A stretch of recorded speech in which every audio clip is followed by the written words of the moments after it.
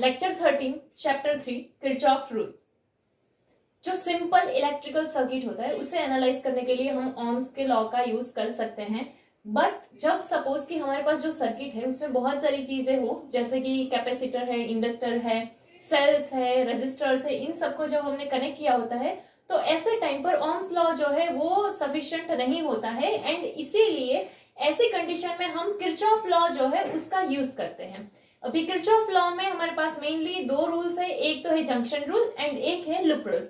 तो उसमें पहले तो अगर हम वर्ड देखें जंक्शन, तो जंक्शन क्या होता है, तो हमारे पास कोई भी जो नेटवर्क होता है उसका कोई भी एक पॉइंट, कि जिस पॉइंट पे दो या दो से ज्यादा अगर कंडक्टर जो है वो उस पॉइंट पे हो तो हम उसे क्या बोलते हैं, जंक्शन।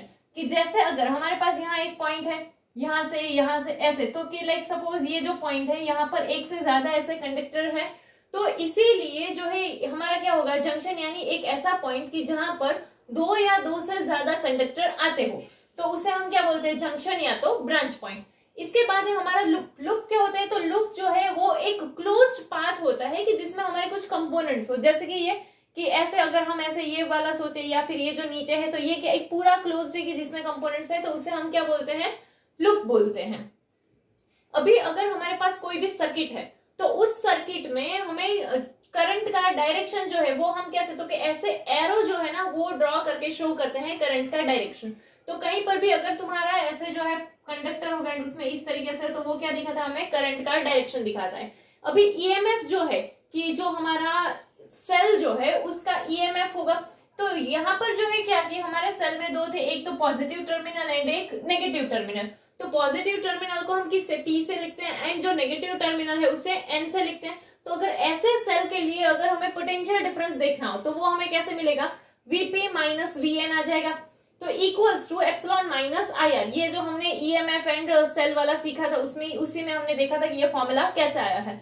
एंड ये जो पोटेंशियल डिफरेंस है इसको सपोज हम क्या लिख दे, V, तो ये क्या आ जाएगा फिर यहाँ पर V equals to epsilon minus IR। अभी जो सेल है वो हमारे मेनली दो टाइप के होते हैं, एक तो होगा प्राइमरी सेल एंड दूसरा होगा सेकेंडरी सेल। तो प्राइमरी सेल जो है ना वो कैसे होते हैं, तो कि वो सिर्फ जो है वो डिस्चार्ज होते हैं, यानी कि वो पूरा खत्म हो जाने के बाद जो है हम उसको डिस्कार्ड कर देते हैं। बट जो सेकेंडरी सेल होते हैं ना वो डिस्चार्ज होने के बाद हम उसे रिचार्ज कर सकते हैं। तो यानी कि सेकेंडरी सेल में क्या होगा, डिस्चार्ज एंड रिचार्ज दोनों होगा, बट जो हमारा प्राइमरी सेल है उसमें सिर्फ डिस्चार्ज होगा।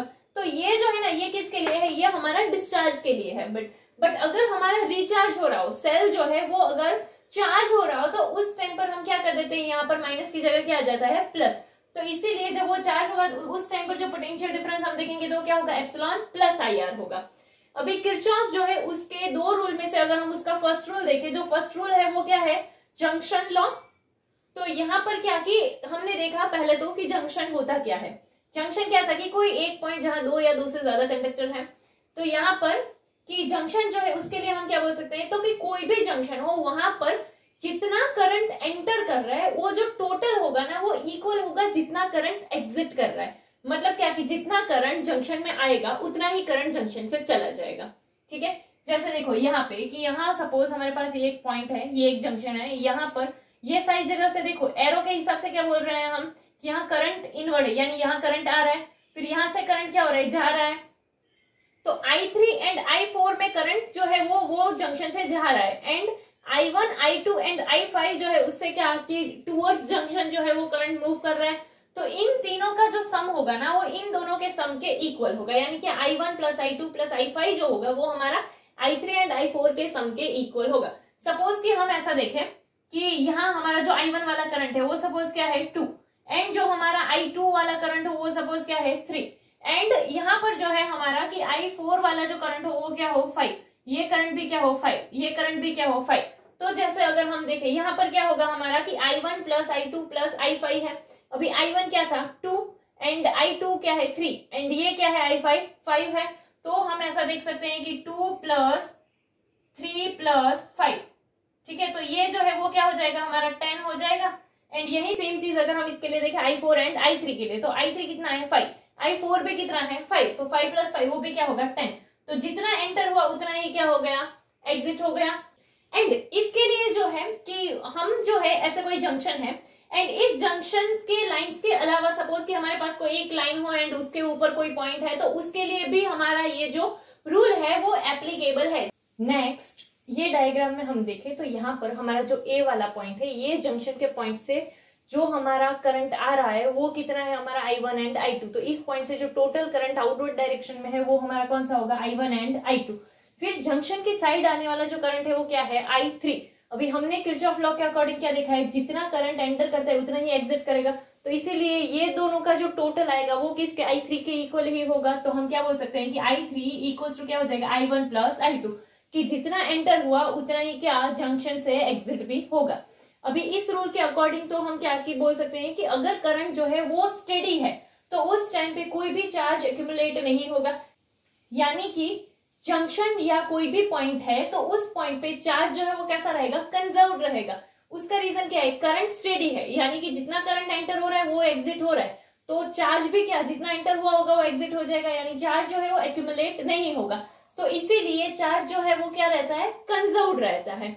एंड अगर हमें कोई भी गिवन टाइम में जितना चार्ज एंटर करता है जंक्शन में उतना ही चार्ज जो है वो जंक्शन से एग्जिट भी करता है।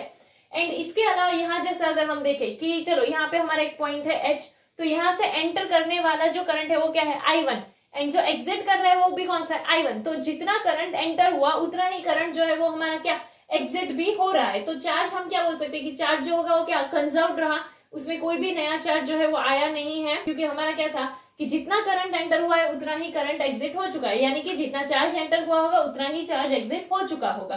तो इसीलिए चार्ज जो है वो कंजर्व्ड रहेगा। ओके, सो हम ऐसा बोल सकते हैं कि जो किरचॉफ का फर्स्ट लॉ है वो किस पर बेस्ड है, चार्ज कंजर्वेशन पर बेस्ड है।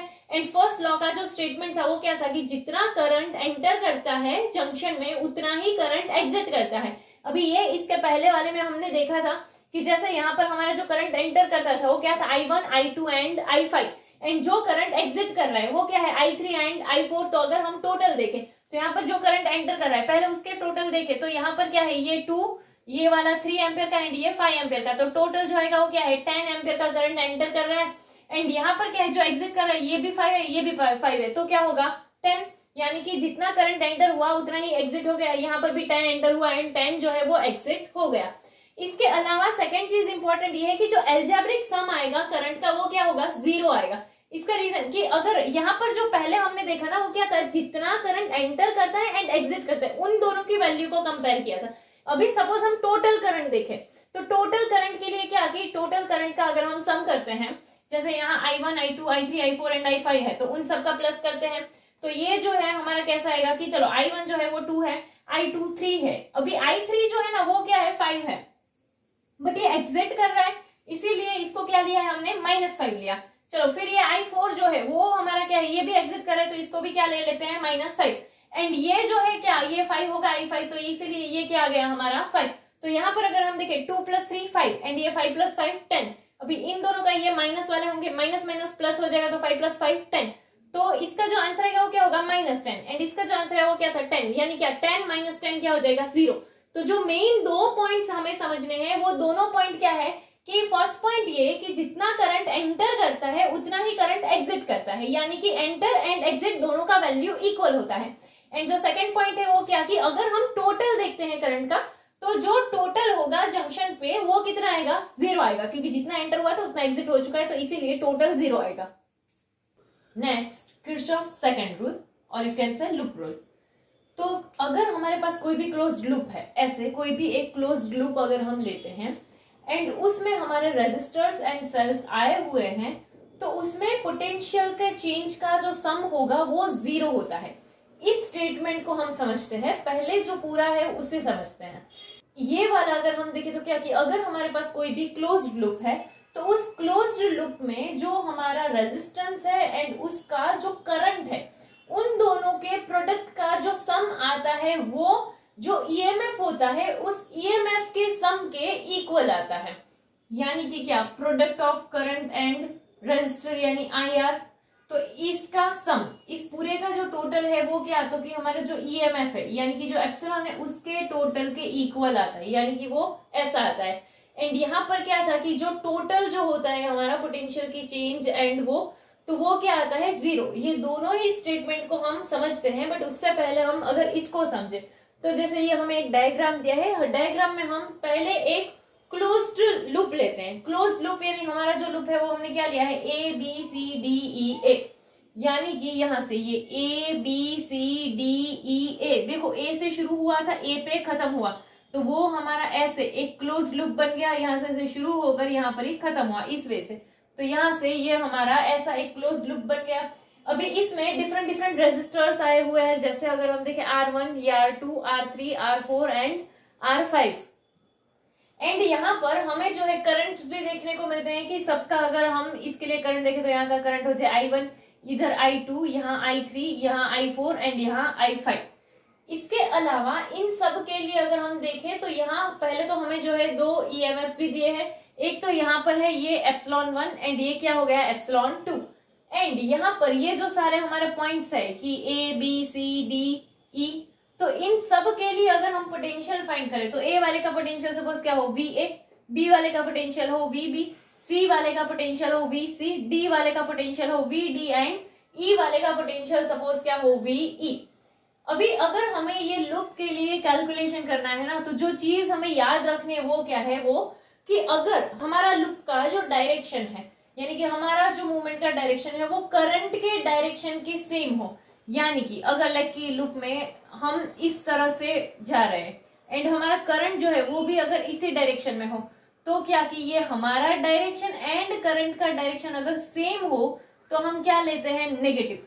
पहले इसको समझ लो उसके बाद करना, ठीक है। तो यहाँ पे ये जो है कि करंट का डायरेक्शन एंड हमारा जो डायरेक्शन है, मतलब हम लूप में जो आगे बढ़ रहे हैं वो जो डायरेक्शन एंड करंट का डायरेक्शन सेम है, तो क्या लेते हैं नेगेटिव। बट हमारा जो डायरेक्शन है एंड करंट का जो डायरेक्शन है वो अगर अपोजिट हुआ, यानी क्या कि सपोज हमारा करंट का डायरेक्शन जो है ना वो ये है एंड हमारा डायरेक्शन ये है, तो दोनों अपोजिट हुआ, तो उस टाइम पे जो हम लेंगे वो क्या होगा, पॉजिटिव होगा। तो यहाँ पर क्या हुआ कि जो हमारा डायरेक्शन एंड करंट का डायरेक्शन है सेम है, तो क्या नेगेटिव। एंड अगर हमारा डायरेक्शन एंड करंट का डायरेक्शन अपोजिट है तो क्या लेंगे, पॉजिटिव। इसके अलावा अगर हम यही चीज जो है वो अगर सेल के हिसाब से देखें, जैसे यहाँ पर अगर हमारा ऐसे कि अगर हम positive terminal to negative terminal जाते हैं तो हम क्या लेंगे, नेगेटिव। एंड अगर हम negative terminal to positive terminal जाते हैं तो हम क्या लेंगे, पॉजिटिव। यानी क्या कि यहाँ पर जो है इसको नॉर्मली देखें तो ऐसा भी बोल सकते हैं कि जैसे देखो हमारा डायरेक्शन ये है, पॉजिटिव टर्मिनल आया तो उसका अपोजिट लेंगे यानी नेगेटिव। यहाँ पर जो डायरेक्शन आया तो यहाँ नेगेटिव टर्मिनल आया, तो यहाँ पे हम क्या लेंगे, पॉजिटिव। इन शॉर्ट हमारे पाथ में अगर पॉजिटिव आया तो हम उसको नेगेटिव लेंगे, नेगेटिव आया तो हम उसको क्या लेंगे, पॉजिटिव लेंगे। अभी इसका अगर हम कैलकुलेशन देखें तो नेक्स्ट हमने एक लूप लिया था जो क्या था हमारा A B C D E A, ठीक है। तो इसके लिए अगर हम बनाते हैं ये रूल के अकॉर्डिंग, तो जो है क्या कि हम स्टार्टिंग कहां से कर रहे हैं, ए पॉइंट से कर रहे हैं एंड ऐसे क्लॉकवाइज डायरेक्शन में मूव कर रहे हैं, ठीक है। हम जो चेंज देख रहे हैं ना पोटेंशियल का वो ऐसे ये डायरेक्शन में देख रहे हैं, ठीक है। चलो तो यहाँ पे अगर हम देखें जो चीज पहले हमने याद की थी वो क्या थी कि अगर हमारा डायरेक्शन एंड करंट का डायरेक्शन कैसा हो, सेम, तो उस टाइम पे क्या लेंगे हम उसे नेगेटिव। एंड अगर हमारा डायरेक्शन एंड करंट का डायरेक्शन क्या है, अपोजिट, तो हम उसे क्या लेंगे, पॉजिटिव। इसके अलावा क्या देखा था, अगर पॉजिटिव टर्मिनल आ गया तो हम उसे क्या लेंगे, नेगेटिव। एंड अगर हमारा नेगेटिव टर्मिनल आ गया तो उसे हम क्या लेंगे, पॉजिटिव। इसी के बेसिस पे अगर हम देखें, चलो तो यहाँ पर हम ए वाले पॉइंट से शुरू करते हैं, तो ए वाले पॉइंट का जो पोटेंशियल हो सपोज वो क्या है, VA। फिर हम यहाँ से इस डायरेक्शन में जा रहे हैं, ए से बी जा रहे हैं, ठीक है। एंड करंट का जो डायरेक्शन है वो भी क्या यही है, तो सेम डायरेक्शन है, सेम डायरेक्शन क्या, नेगेटिव, तो इसीलिए क्या आया, माइनस। तो यहाँ से जो फ्लो होने वाला करंट एंड रेजिस्टर अगर हम देखें तो वो क्या है, I1 एंड R1, तो इसीलिए क्या आ गया, I1 R1। फिर जैसे हम यहाँ से गए, यहाँ पर क्या आया, नेगेटिव टर्मिनल आ गया, तो नेगेटिव टर्मिनल के लिए हम क्या लिखेंगे, पॉजिटिव।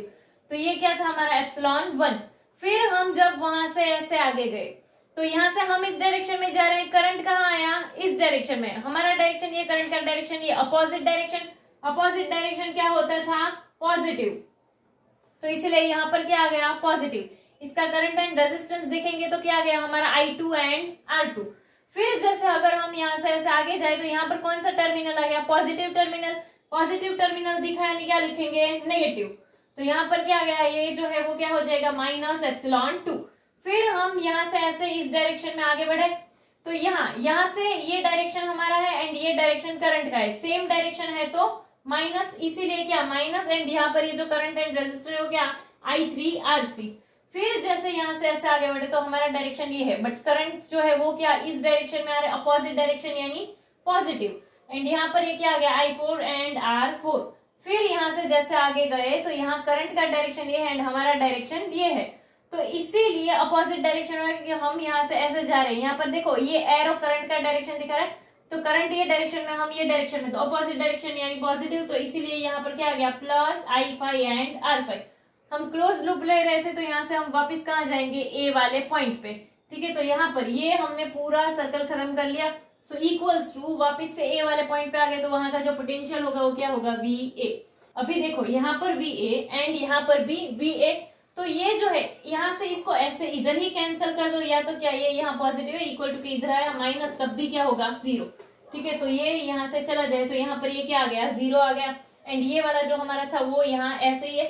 तो देखो हमने जो फर्स्ट वाले में देखा था वो क्या था, तो चेंज इन पोटेंशियल जो होगा हमारा कि sum of change in potential वो क्या हो जाएगा हमारा 0। तो यहाँ पर कि sum of change in potential यानी क्या कि ऐसे हमारा जो सिग्मा वी ये जो आएगा वो क्या होगा 0। इसका मतलब क्या होगा कि sum of change in potential will be 0। तो ये हमने फर्स्ट रूल के अकॉर्डिंग देखा। अभी सेकेंडली अगर हम देखें, चलो हम ऐसा करते हैं कि जो सारे EMF है उनको एक साइड ले लेते हैं एंड IR वाले सारे एक साइड रखते हैं, ठीक है। तो क्या होगा कि यहाँ पर जैसे ये है हमारा क्या I1 R1, यहाँ पर ε1 है वो इक्वल टू के यहाँ पॉजिटिव, उसको इक्वल टू के इस साइड भेज दे तो क्या आ जाएगा नेगेटिव, इसलिए यहाँ क्या आ गया -ε1। फिर यहाँ क्या आ गया ये हमारा I2 R2, फिर यहाँ पर क्या है -ε2, उसे इक्वल टू के इस साइड भेजेंगे तो प्लस, इसीलिए यहाँ क्या आ गया +ε2। फिर यहाँ पर ये -I3 R3, ये वाला जो है वो +I4 R4 एंड ये जो है वो +I5 R5। चलो तो ये हम ऐसे भी लिख सकते हैं। तो देखो यहाँ पर सारे हमारे IR वाले हैं एंड उन सब का क्या है सम है, एंड यहाँ पर किसका सम है एप्सिलॉन वाले का सम है। तो इसके लिए हम क्या बोल सकते हैं यहाँ पर कि सिग्मा एप्सिलॉन एंड यहाँ इक्वल टू पे क्या आ गया है सिग्मा IR। अभी ये वाले जो है यहाँ देखो ये ऐसे चेंज हो रहे हैं, तो हम क्या कर देते हैं I कर देते हैं, ये दोनों नंबर सेम होंगे तो I क्या 1 से शुरू करके हमारे n तक जहां पर भी हो, तो इसलिए n एंड यहाँ पर एप्सिलॉन भी 1 से शुरू करके अगर n तक हो तो n ऐसे ऐसे एप्सिलॉन I। तो यहाँ पर जो है ये हमने क्या देखा कि हमारा जो ये product of resistor and respective current जो होगा उसका जो टोटल सम आएगा वो क्या, तो कि EMF के टोटल सम के इक्वल होता है। यहाँ की ये वाला अगर यहाँ है वो अगर इस साइड होता तो हमारा जो टोटल आने वाला था वो वैसे भी क्या आता 0 आता। चलो तो यहाँ से अगर हम देखें तो हमें जो है हम क्या बोल सकते हैं कि ये जो लॉ है वो किसका है कंजर्वेशन ऑफ एनर्जी, कि जो हमारा कोई भी चेंज इन पोटेंशियल है वो क्या आ रहा है 0 आ रहा है, मतलब कि ये जो है हमारा किसका लॉ है एनर्जी कंजर्वेशन का लॉ है। ये तो हमने देख लिया कि चलो ये सारी चीजें कि अगर पॉजिटिव टर्मिनल आया तो हम नेगेटिव लिखेंगे, नेगेटिव टर्मिनल आया तो पॉजिटिव लिखेंगे, बट ये सारी चीजें कि अगर हम इक्वल टू के इसी साइड देखते हैं, अगर तुम EMF जो है उसे इक्वल टू के दूसरी साइड पहले से ही लिखना चाहते हो तो क्या करना, जो टर्मिनल आता है वही वाला साइन लगाना।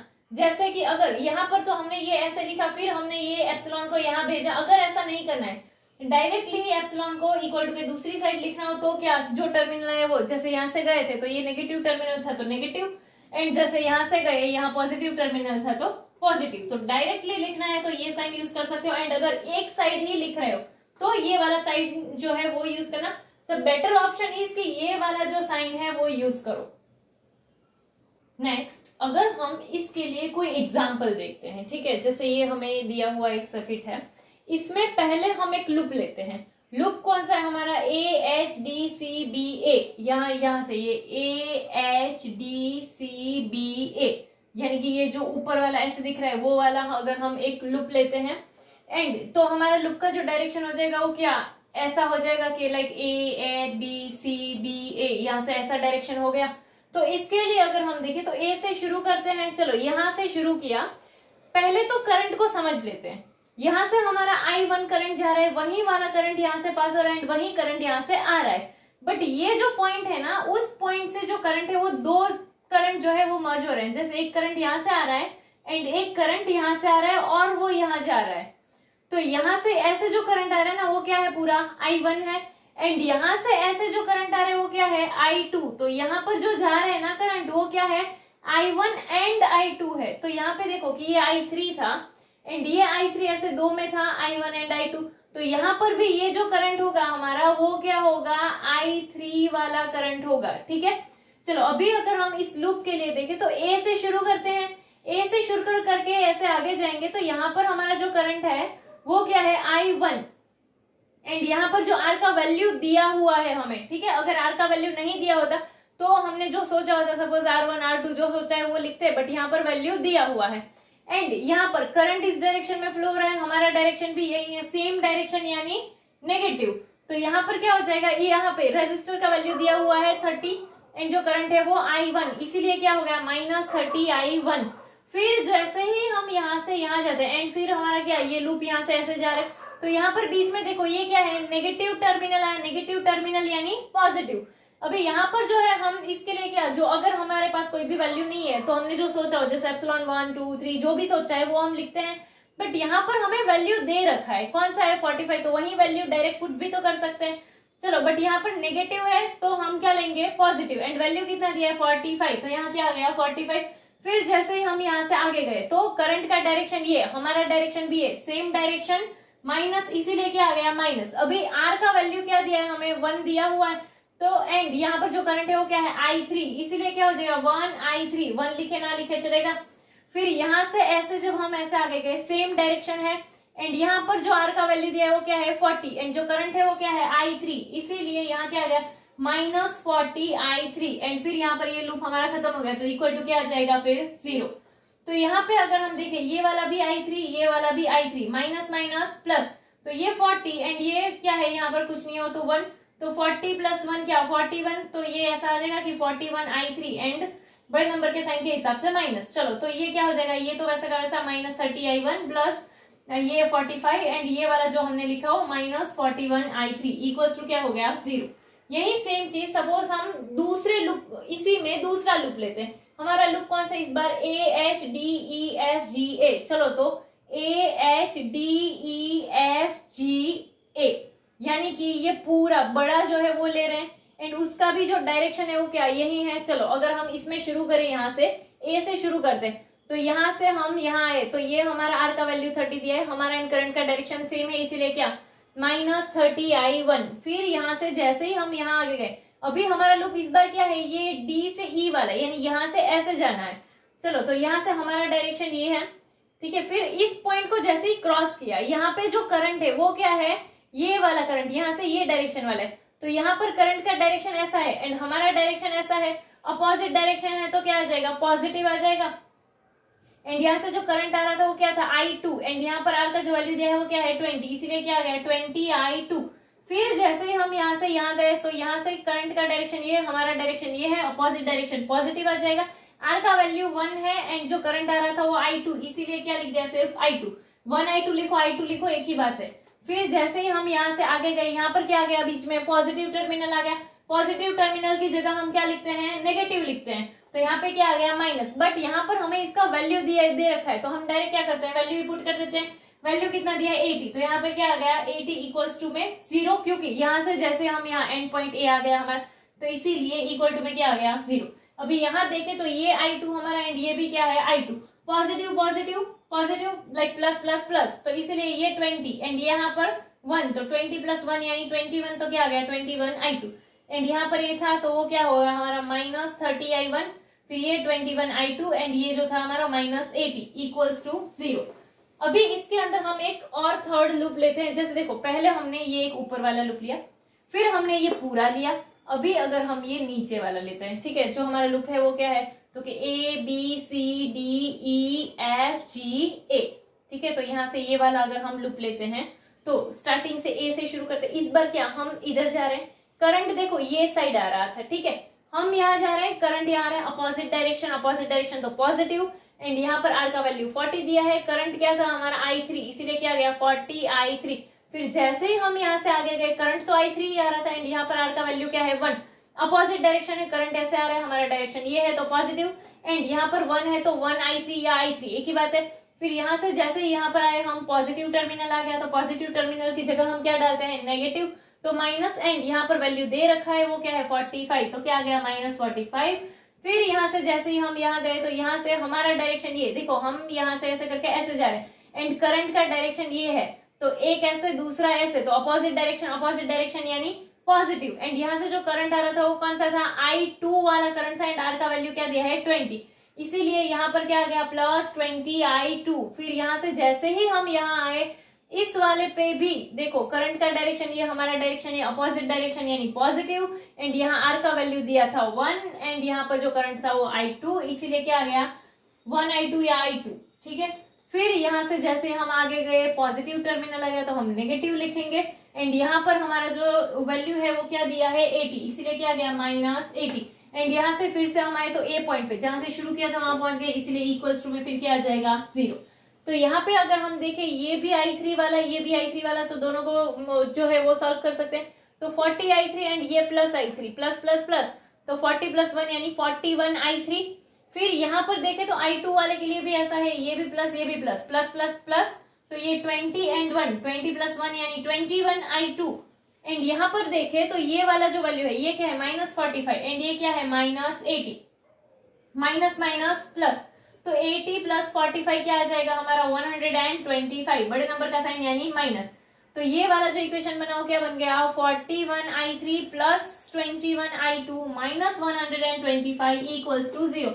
तो ये हमने ये देखा कि इसको एक्चुअल में यूज कैसे कर सकते हैं। यहाँ पर देखो हमें करंट का वैल्यू नहीं दे रखा था, हमें जो है आर का वैल्यू दे रखा था, इसीलिए यहाँ पर कि जो हमने इसके पहले देखा था उसमें हमारा क्या था कि IR आता था, बट यहाँ पर आर की वैल्यू दे रखी है, इसीलिए हमने वो आर जो है आर का वैल्यू पुट किया है।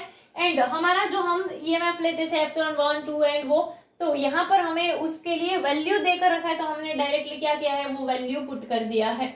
ये एक ऐसा एग्जाम्पल था कि हम एक्चुअल में इसको यूज कैसे कर सकते हैं। तो ये सीखने के लिए इतना तो पता चल गया कि हमको करना क्या है, सिर्फ 2 चीजें याद रखने। एक तो क्या हमारा एंड करंट का डायरेक्शन सेम यानी कि क्या लेंगे हम नेगेटिव, हमारा एंड करंट का डायरेक्शन अपोजिट यानी पॉजिटिव, एंड अगर हमारे रास्ते में पॉजिटिव टर्मिनल आया तो क्या लेंगे नेगेटिव, एंड अगर नेगेटिव टर्मिनल आया तो क्या लेंगे पॉजिटिव, ठीक है।